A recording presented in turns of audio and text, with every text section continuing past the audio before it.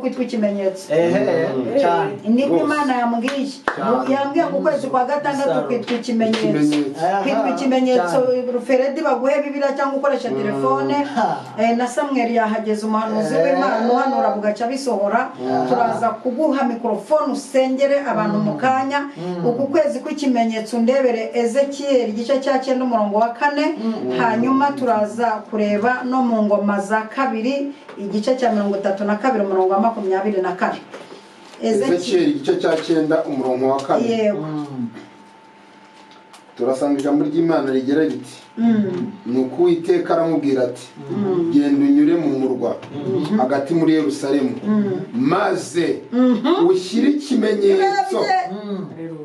mu gahanga k'abantu banihira ibizira bihakorerwa byose bikabatakisha abo bantu banshirira ikimenyetso mu gahanga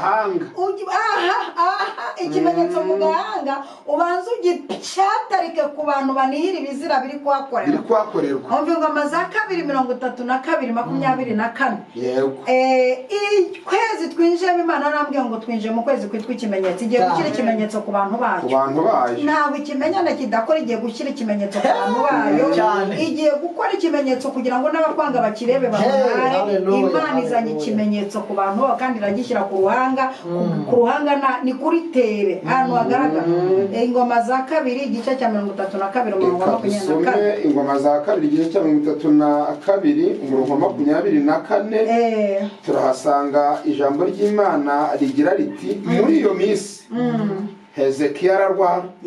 yenda gupfa asaba Uwiteka amusubiza ijambo amuha n'ikimenyetso amuha n'ikimenyetso akora analize umunota umwe ku kimenyetso Alfred ubundi niturangiza naturi umugisha kare turi gusenga haleluya umwuka yigeza ajyana mu kirere aribwo mwumvaga ndimo nsengera icyo Bibiliya yita Imana yabwiye iramubwira ngo hari ibyo nenda nibwira nzabagirira mbareme mu mutima w'ibyo nenda kuzabakorera hanyuma muri icyo gihe haje mu ijambo ryitwa ngo Imana ituremera ikimenyetso cy'ibyiza ngaruka ku magambo Dawidi yasengaga avuga ngo unyereke ikimenyetso cy'ibyiza ijambo rero ryitwa ikimenyetso ikimenyetso nicyo gitanga amakuru y'ibigiye kuvuka kuko kugira umwana avuke hari ibimenyetso bibanza kugira umuntu akire hari ibimenyetso bibanza noneho iki kimenyetso cyo rero Imana iduhaye iki cyo mu ruhanga iki kimenyetso cyo mu ruhanga ni ikimenyetso cyo kugira ngo isi gutandukanye n'abandi bantu isi utandukanye n'abandi bantu uri mu bantu igihumbi ariko utandukanye nabo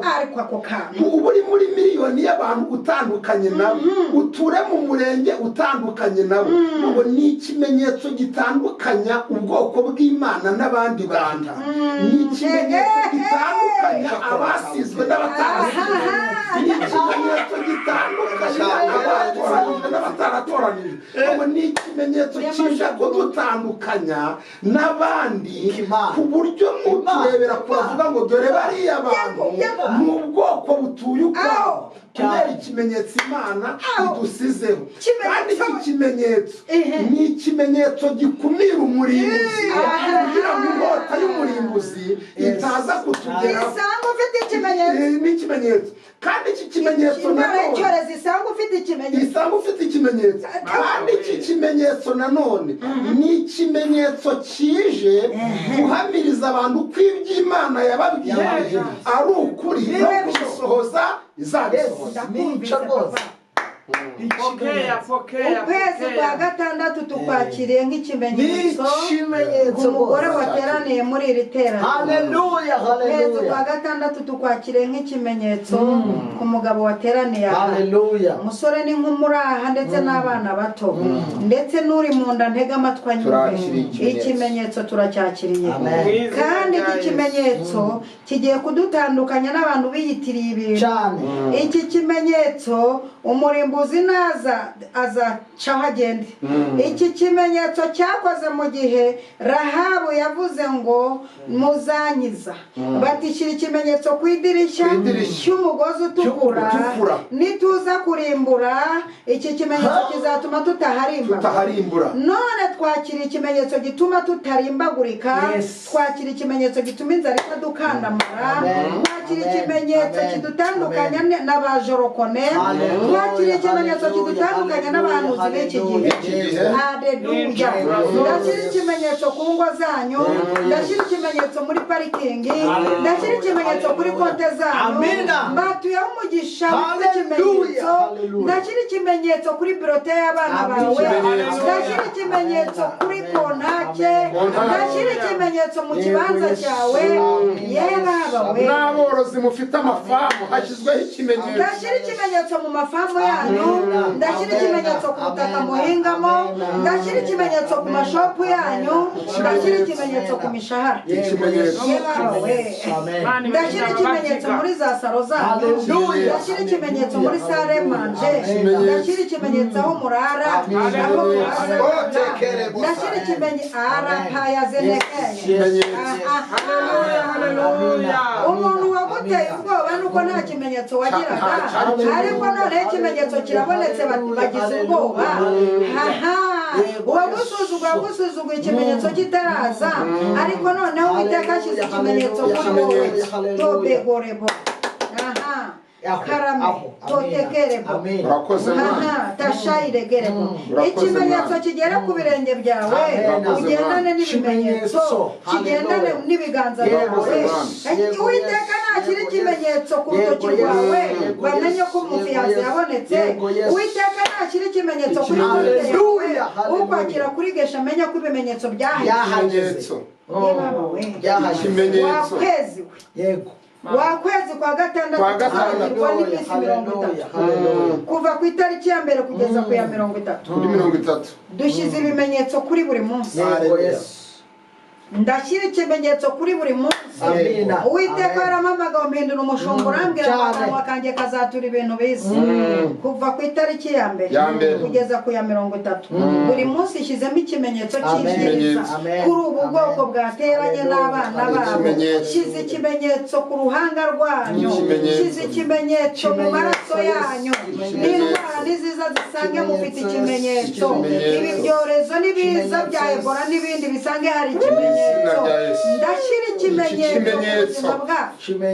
ikimenyetso kigutandukanya n'inanirwa, ikimenyetso kigutandukanya n'umusaza,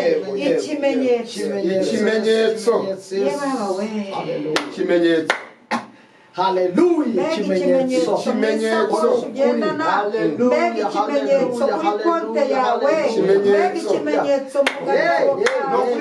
mbega ikimenyetso kuri telefone yawe, mbega ikimenyetso kuri pasiporo, mbega ikimenyetso cy'akanyenyeri 182, mbega ikimenyetso kijemo igishushanyo mbonera mu bibanza byacu, amazu tugiye kubaka bakagira ngo ntituzayashobora, yarangiza kubaka vuba. Dore ikimenyetso mu biganza byawe, dore ikimenyetso gitumye uzajya utambugwa ukicazwa ahantu hiyubashye, dore ikimenyetso gitumye ukenerwa ibwami, dore ikimenyetso gitumye abakomeye bakumenya, dore ikimenyetso gitumye ugira ijambo aho wariburiye, dore ikimenyetso gitumye wakwijogonyoye waseba, dore ikimenyetso gitumye wakubenga seba, dore ikimenyetso. Amen. Dore ikimenyetso malariza gusanga mu mubu wakuri ukwishyuza, dore ikimenyetso mu magufa, dore ikimenyetso mu mara, dore ikimenyetso mu mugongo, dore ikimenyetso mu mutwe. Ibisazi bizajya biza bisanga ikimenyetso, amahembe naza asanga ikimenyetso, ibitenge bisanga ikimenyetso, nyabingi niziza zisanga ikimenyetso yewe abakonikoni nibaza basanga ikimenyetso abasenga basanga asanga ikimenyetso nibatuma zangira ahubwo nazangira barasanga ikimenyetso nibatuma byamarijo ariko ndanabinika kandi iki kimenyetso kizaza kimeze nka antibari karibu ni ikimenyetso kimeze nka antibari karibu ni ikimenyetso kimeze nk'akagarura rumuri bazajya barasa bisubireyo ni ikimenyetso kimeze nk'urukuta rwo gukumira ni ikimenyetso gifata amahembe ni ikimenyetso gifata ibitama ni ikimenyetso gifata abazimu ni ikimenyetso gifata abarangi ni ikimenyetso gifata abacuraguzi iki kimenyetso kimeze nka simako mu gufata imyuka mibi muri uku kwezi hari n'abantu Imana igiye guhishurira babagendagaho hari abantu Imana igiye guhishurira abantu babagendagaho bagiye gushyirwaho ikimenyetso kugera ku rwego izabahishurira ababagendagaho mu bamenye hari n'abagome izashyiraho ikimenyetso kibi nk'icya Gahini baginodi kibi kubera ukwezi kw'ikimenyetso urakoze turagushimira haleluya izina ryawe rihabwa icyubahiro haleluya none n'iteka ryose urakoze amen abantu mwese muri studio tugiye kubaha ijambo iminota ibiri hanyuma niturangiza dushimire dusoze abatekinisiye banyihanganira iminota ngiye kwitiza mu kwezi gutaha nzayipyonderamo uzabaha akantu nzabajomba akantu